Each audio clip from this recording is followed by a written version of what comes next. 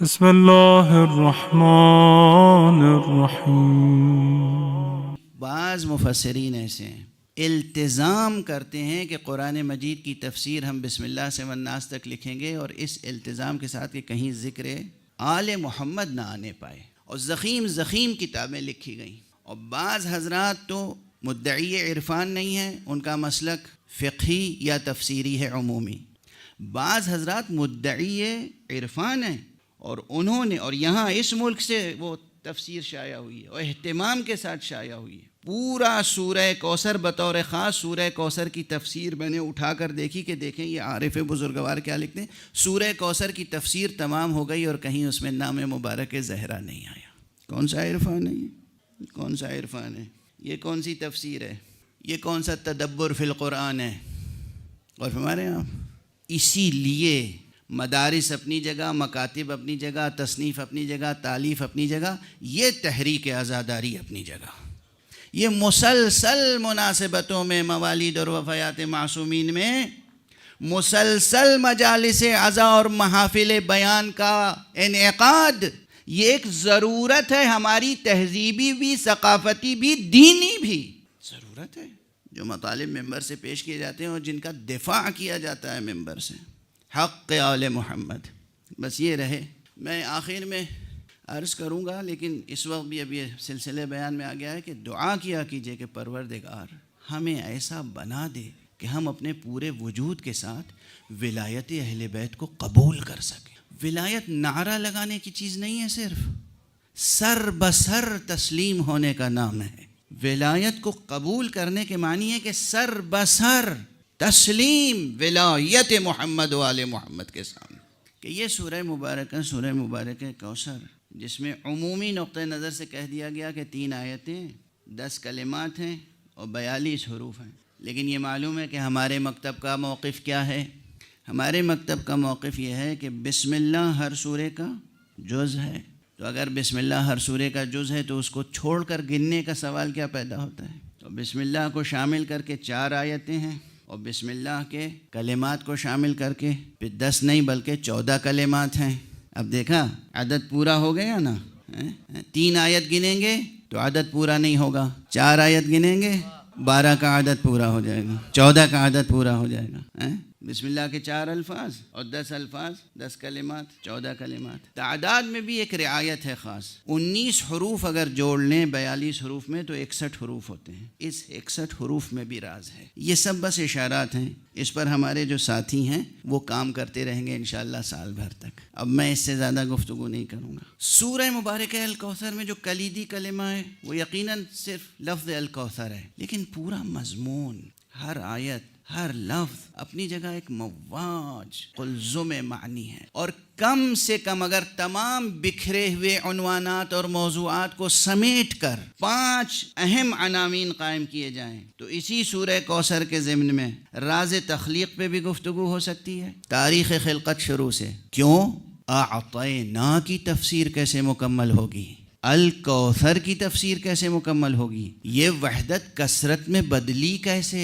عالم کثرت کا تصور ہی جب آپ کریں گے تو مسئلہ تخلیق کا سب سے پہلے آئے گا۔ اس لیے ممکن نہیں ہے کہ کوئی حکیمانہ نقطہ نظر سے، عارفانہ نقطہ نظر سے، ظاہر سے باطن تک نظر ڈالے اور لفظ الکوثر و اعطیناک الکوثر اس پر گفتگو کرے اور راز تخلیق، سر تخلیق اور تاریخ تخلیق پر نظر نہ ڈالے۔ ممکن ہے؟ تو یہ سب سے پہلے موضوع سامنے آتا ہے۔ سب سے پہلے جو موضوع بطور خاص سامنے آتا ہے تاریخ تخلیق، تاریخ خلقت۔ اس کے بعد انا اعطیناک الکوثر، یہ الکوثر میں اور کیا چیزیں ممکن ہیں؟ اللہ نے اپنے نبی کو کیا کیا دیا، سب پر نظر تو ڈالنی پڑے گی نا۔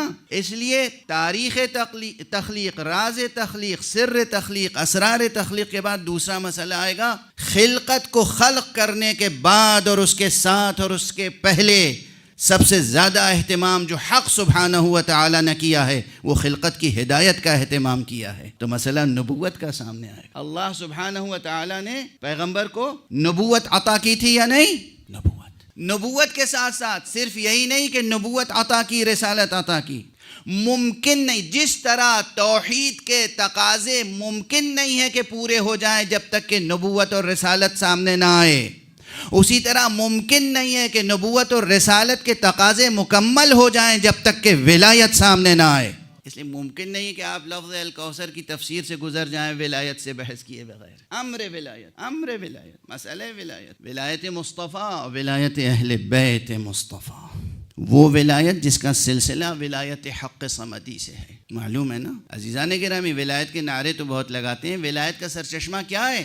ولایت کا سرچشمہ کیا ہے؟ اسی مشہور آیت کو بھی اگر لے لیں جو کہ جامع ترین متن ہے فلسفہ ولایت سے متعلق، سورہ مائدہ کی آیت انما ولیکم اللہ. سب سے پہلے بات کہاں آئی؟ منحصر ہے حقیقت ولایت کس ذات میں؟ اللہ سبحانہ و تعالی. کہ قرآن مجید اور قرآن کے احکام اور قرآن کے انٹروڈیوس کیے ہوئے کیریکٹرز، قرآن نے جن کرداروں کو متعارف کرایا ہے، یہ کردار اور یہ احکام یہ ہماری زندگیوں کا ایک زندہ رشتہ برقرار کرتے ہیں حق سبحانہ و تعالی سے. اللہ سے زندگی کا رشتہ بھولیے گا نہیں ہے. ساری تاریکی زندگی میں آتی ہے اگر اللہ کا تصور درمیان سے ہٹ جائے. اگر زندگی کا رشتہ اللہ سے برقرار ہو جائے تو یہ زندگی روشنی ہی روشنی میں بدل جاتی ہے، نور ہی نور ہوتا ہے، کہیں کوئی تاریکی نہیں ہوتی، انسان میں کہیں کوئی کمزوری نہیں آتی، آ نہیں سکتی. ممکن نہیں ہے کہ انسان کا رشتہ، زندگی کا رشتہ اللہ سبحانہ و تعالی سے ہو اور زندگی میں تاریکی آ جائے، کمزوری آ جائے، ذلت سے انسان روبرو ہو. ممکن نہیں ہے. العزت للہ ولرسولہ وللمؤمنین. ممکن نہیں ہے کہ ایک شخص کا رشتہ اور تعلق اللہ سبحانہ و تعالی سے ہو اور اس کو کہیں ذلت سے روبرو ہو جائے. یہ بھولیے گا نہیں. اور یہاں پر موازین کو بھی بہتر سے بہتر بنانے کی ضرورت ہے. صحیح موازین تک پہنچنے کی ضرورت ہے کہ ہم کس چیز کو عزت سمجھتے ہیں اور کس چیز کو ذلت سمجھتے ہیں. اگر کوئی ظالم، جابر، فاسق، فاجر تخت پر بیٹھا ہو اور اپنے برابر میں بیٹھالنا چاہے تو وہاں بیٹھنا عزت نہیں ہے، اس کے سامنے کھڑا رہنا اسی میں عزت ہے. کس کے برابر میں بیٹھیں گے؟ اس طرح بیٹھنا کہ دامن سمٹا ہوا ہو، اس کا غبار بھی دامن میں نہ لگ جائے. اسی لیے جس چیز کو دشمنان اہل بیت کے لیے سبب نعوذ باللہ ذلت و رسوائی سمجھتے ہیں، وہی چیزیں اہل بیت کے لیے سبب رفعت و بزرگواری ہیں. زاویہ نظر درست ہونا چاہیے کہ ہم کس چیز کو عزت سمجھتے ہیں اور کس چیز کو ذلت. اللہ سے جب رشتہ برقرار ہوگا تو پھر موازین کچھ اور ہوں گے. دنیا نظر میں ہوگی تو موازین کچھ اور ہوں گے.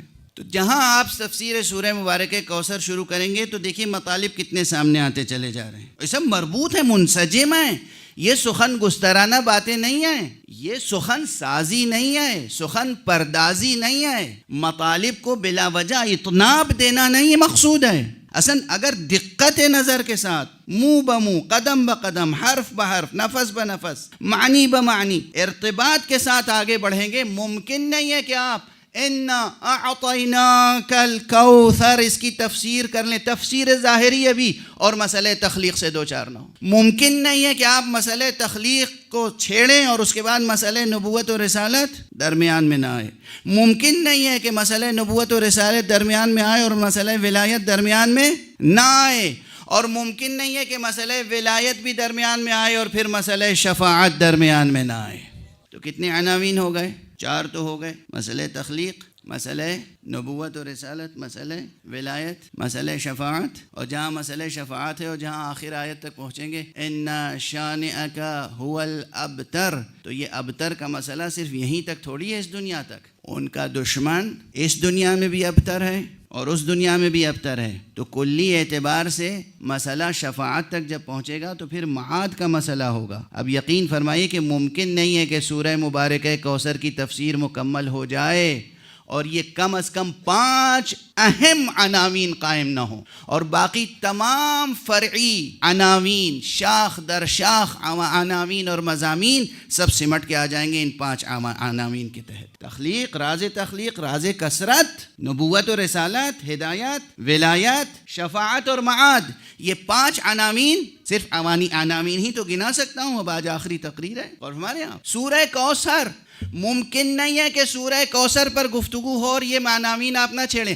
اگر نہیں چھیڑیں گے تو اس کا مطلب آپ سرسری طور پر گزر گئے. اور یقین فرمائیے, پوری دل سوزی سے کہہ رہا ہوں, عزیزان گرامی, بزرگان گرامی, یاد رکھیے گا, قرآن وہ کتاب نہیں ہے جس سے سرسری طور پر گزر جایا جائے. قرآن تو ہر لفظ, ایک کلمہ سامنے آیا اور وہ آپ کو پورے وجود کے ساتھ جذب کر لیتا ہے. اگر معرفت ہو, کلام کس کا ہے, آواز کس کی ہے, لہجہ کس کا ہے, ارے یہ بات کون کہہ رہا ہے, کس لیے کہہ رہا ہے, ہر لفظ ہر حرف پورے وجود کے ساتھ جذب کر لیتا ہے. اور جب آپ جذب ہو جائیں کلام میں تبھی معنی دریافت ہوتے ہیں. آواز پردہ سماعت سے ٹکراتی رہے تو معانی دریافت نہیں ہوتے. آپ جذب ہو جائیں. جذب ہو جانے کے معنی بھائی محسوس مثال دے دوں. سمندر میں موتی ہوتے ہیں نا, تیر تھوڑی رہے ہوتے ہیں اوپر موتی. سمندر میں موتی تیر نہیں رہے ہوتے ہیں, تہ میں ہوتے ہیں موتی. تو جو غواصی کرے گا اس کے ہاتھ آئے گا موتی. تو قرآن ایک بحر ناپیدا کنار ہے,